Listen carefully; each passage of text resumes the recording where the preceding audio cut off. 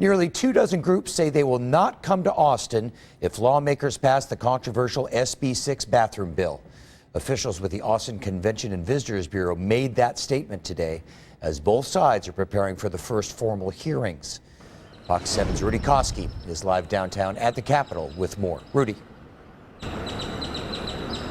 Mike, it certainly was a surprising number when we heard that today. Tomorrow, members of the Senate State Affairs Committee will hear testimony from those who support and those who oppose SB 6. That's the legislation which regulates access to a public restroom in Texas with a chance for some businesses to opt out if they want to. Today, as both sides provided a glimpse of what will be heard and said, tomorrow a new claim was made about the potential impact for Austin.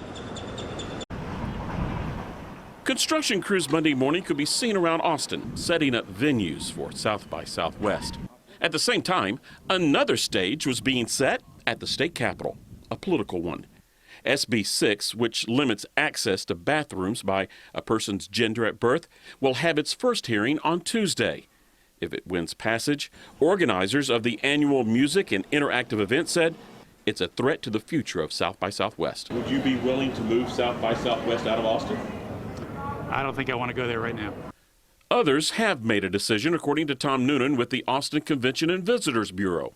I was going to tell you this morning, as of now, we had 22 groups that have canceled Austin or will cancel Austin if this bill passes. Unfortunately, we added a 23rd one just today. So we have 23 organizations that have proactively reached out to the Austin CVB and said, if you pass this bill, we're going to have to leave. Noonan's counterpart from Dallas says they have also received similar warnings. So we've heard from the NFL, we've heard from the NBA, we've heard from the NCAA that they will not bring events to Texas if this legislation is passed. We have over $200 million worth of NCAA sanctioned events on the books for the next 18 months that are at risk. Officials in San Antonio say they're already feeling the effects of SB 6. It's claimed that at least 3 groups have already canceled events this year and next year in the Alamo City.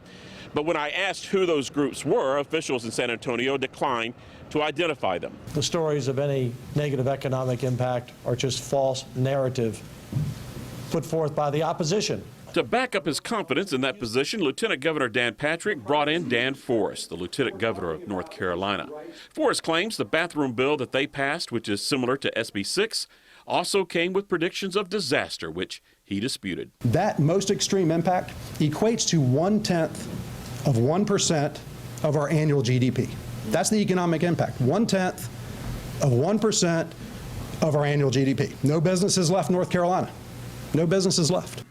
A coalition of church leaders also pledged to support SB 6, claiming it's not a stance against the transgender community. This is not about pinning one people group against another. This is about public safety and decency. But those who feel that they are being targeted by SB 6 held their own rally to denounce the legislation. Frank Gonzalez has a transgender child. This is who she is. How could anyone debate that? Libby is appreciated and fully accepted for who she is in her school environments. This discriminatory bill would completely turn her world upside down. SB 6 appears to have enough votes to clear the Senate, but its fate in the House still remains unclear.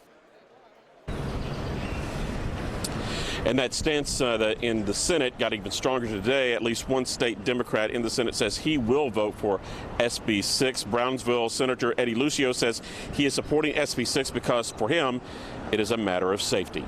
Now back to you in the studio.